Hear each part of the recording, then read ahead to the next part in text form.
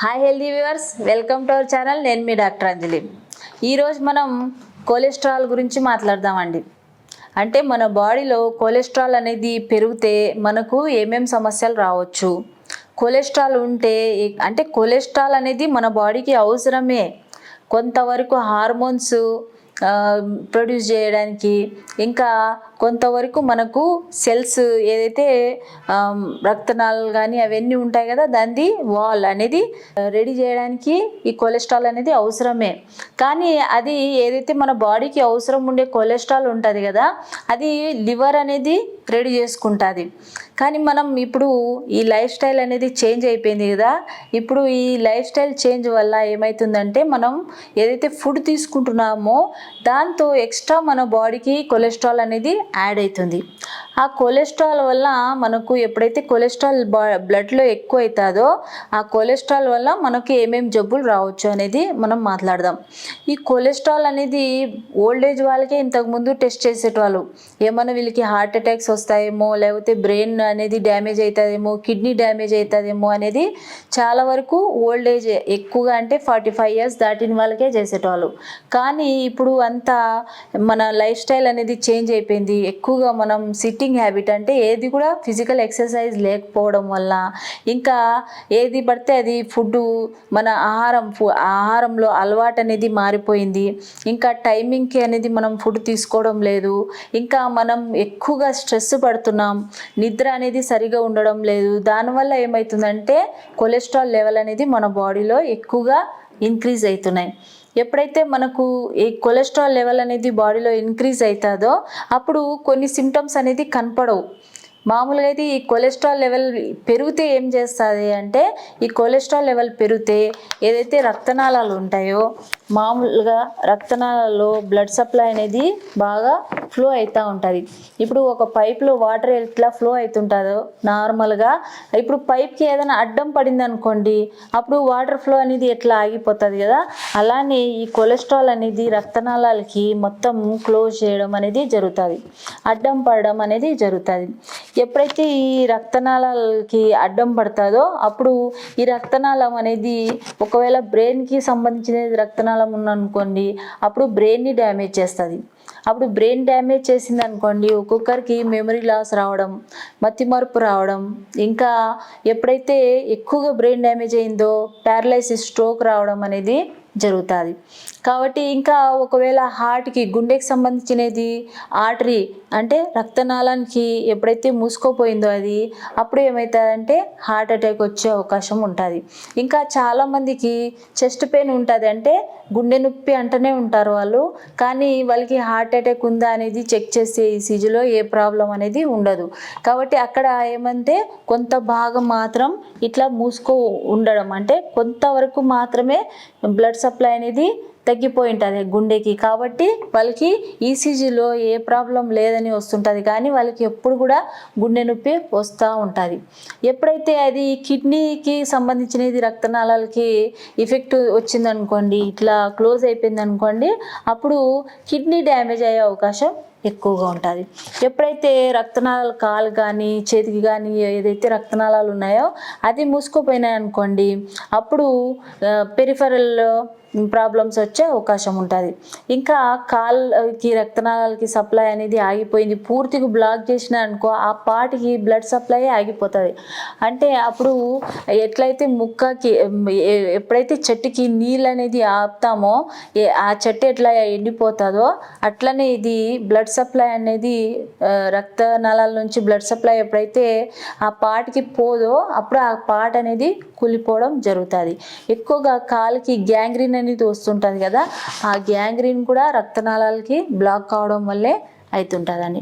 కాబట్టి ఈ కొలెస్ట్రాల్ని మనం మామూలుగా అయితే పెద్దవాళ్ళ ఏజ్లోనే చెక్ చేస్తుంటాం, కానీ చిన్నపిల్లలు కూడా చెక్ చేయడం చాలా ఇంపార్టెంట్ అండి. ఎందుకంటే 9 సంవత్సరాల నుంచే కొలెస్ట్రాల్ అనేది చెక్ చేస్తే తర్వాత పిల్లలకి, ఇప్పుడు చిన్న ఏజ్లోనే హార్ట్ అటాక్స్ వస్తున్నాయి కదా చిన్న ఏజ్ పిల్లలకే, కాబట్టి ఆ హార్ట్ అటాక్ రాకుండా ముందు జాగ్రత్తగా వీళ్ళకి ప్రాబ్లమ్ని సాల్వ్ చేయొచ్చు. కాబట్టి 9 నుంచి 11 సంవత్సరాల పిల్లలకి కూడా ఈ టెస్ట్ చేయడం అనేది చాలా ఇంపార్టెంట్.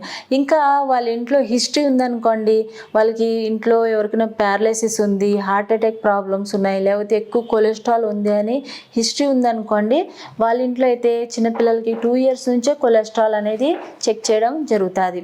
ఎవ్రీ 5 yearsకి ఒకసారి చెక్ చేయించాలి. ఈ కొలెస్ట్రాల్ చెక్ చేయడం అంటే టోటల్ కొలెస్ట్రాల్ అనేది ఒక టెస్ట్ అనేది రాయడం జరుగుతుంది. దీంట్లో HDL, LDL అనేది 2 రకాల టెస్ట్ అనేది చూడడం జరుగుతుంది. ఇంకా ట్రైగ్లిసరైడ్స్ అనేది, ఈ HDL అనేది ఎంత ఎక్కువ ఉంటే అంత మంచిది. అంటే బాడీలో ఎక్కడైనా ఎక్స్ట్రా, అంటే ఎక్కడైతే రక్తనాళాల్లో ఎక్స్ట్రా కొలెస్ట్రాల్ ఉందో అది తీసుకొని పోయి మళ్ళీ లివర్లో ఇది మొత్తం డిస్పోజ్ చేయడానికి మళ్ళీ లివర్కి సప్లై చేస్తుంటుంది. అదే LDL ఉందనుకోండి, అది ఎక్కువగా అయిందనుకోండి 200 అట్లా అబోవ్ అయితే అప్పుడు అది రక్తనాళాల్లోనే ఉండిపోతుంది. కాబట్టి ఇది డేంజర్. కాబట్టి ఈ కొలెస్ట్రాల్ అనేది తగ్గాలంటే మనం ఎక్కువగా ఫ్రైడ్ ఫుడ్ కానీ ఇంకా ఫ్రోజన్ ఫుడ్ కానీ ఇట్లాంటివన్నీ తీసుకుంటే, బర్గర్లు, పిజ్జాలు ఇట్లాంటివన్నీ తీసుకుంటే మన బాడీకి బర్డెన్ అయిపోయి కొలెస్ట్రాల్ లెవెల్ అనేది పెరుగుతుంది. ఇంకా ఇట్లాంటి ఫుడ్ తింటూ కూడా మనం ఫిజికల్ ఎక్సర్సైజ్ చేసినాం అనుకోండి, శ్రమ ఉందనుకున్నాం మన బాడీకి, అప్పుడు కూడా చాలా వరకు కంట్రోల్లో ఉంటుంది. కానీ ఇప్పుడు కాలంలో ఎవరు కూడా ఫిజికల్ ఎక్సర్సైజ్ అనేది ఉండడం లేదు. మామూలుగా అయితే 10,000 steps మనం నడచాలి డైలీ. పాతకాలంలో ఎట్లా ఉండేది, మామూలుగా అయితే మేము చిన్నప్పుడు కూడా ఎక్కడికి వెళ్ళాలన్నా కూడా నడుచుకుంటూనే వెళ్ళేటోళ్ళం కంపల్సరీ. ఆటో కానీ వెహికల్ మీద వెళ్తున్నామంటే చాలా గ్రేట్ అని ఫీల్ అయ్యేటోళ్ళం. సైకిల్ మీద వెళ్తున్నారంటే కూడా చాలా గ్రేట్ అనేది ఫీల్ అయ్యేటోళ్ళం. కానీ ఇప్పుడు ఎట్లా అయిందంటే అందరూ వెహికల్స్ అనేది యూజ్ చేస్తున్నారు. నడచడం అనేది చాలా కష్టంగా అయిపోయింది. అట్లీస్ట్ 1000 steps అన్నా వేస్తే అప్పుడు కొలెస్ట్రాల్ లెవెల్ అనేది నార్మల్గా ఉండే అవకాశం ఉంటుంది. ఇంకా ఈ బిజీ షెడ్యూల్లో స్ట్రెస్ అనేది పెరిగిపోవడం వలన కూడా కొలెస్ట్రాల్ లెవెల్ అనేది ఎక్కువగా పెరిగిపోతుంది. కాబట్టి ఆ స్ట్రెస్ అనేది చాలా వరకు తగ్గించాలి. ఇంకా నిద్ర అనేది 8 hours కంపల్సరీ ఉండాలి.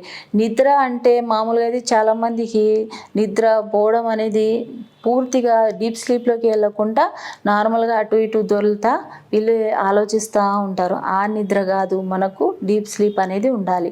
మన బాడీ అంతా రిపేర్ చేస్తుండాలి. కాబట్టి ఇలా మనం కొలెస్ట్రాల్ని కంట్రోల్ చేయొచ్చు. వాకింగ్ కానీ అట్లీస్ట్ ఫుడ్ తినిన తర్వాత ఒక 1/2 hour నార్మల్ వాక్ చేసినా కూడా మనకు చాలా వరకు బాడీలో కొలెస్ట్రాల్ అనేది మెయింటైన్ ఉంటుంది. ఇప్పుడు మామూలుగా అయితే ఒక జనరల్గా ఇప్పుడు మీ కొలెస్ట్రాల్ ఏదైతే పెరిగింటుందో దీనికి హోమియోపతిలో మామూలుగా అయితే అలియం సటైవం అనేది మదర్ టించర్ వాడచ్చు. మీరు డైలీ 10 drops అనేది వాడితే గోరువెచ్చని నీళ్ళలో మీకు చాలా వరకు ఈ కొలెస్ట్రాల్ అనేది తగ్గిపోతుంది. ఈ కొలెస్ట్రాల్ అనేది తగ్గిపోతే మీకు గుండె ప్రాబ్లం, హార్ట్ అటాక్స్ కానీ బ్రెయిన్ డ్యామేజ్ అనేది కాదు. అప్పుడు మీకు ఈ ప్యారలైసిస్ అటాక్ కూడా, పక్షవాతం ప్రాబ్లమ్స్ కూడా రాదు. కాబట్టి చాలా వరకు మనం ప్రివెంటివ్గా, అంటే ఈ కొలెస్ట్రాల్ పెరగకుండా కూడా వాడచ్చు ఈ మదర్ టించర్.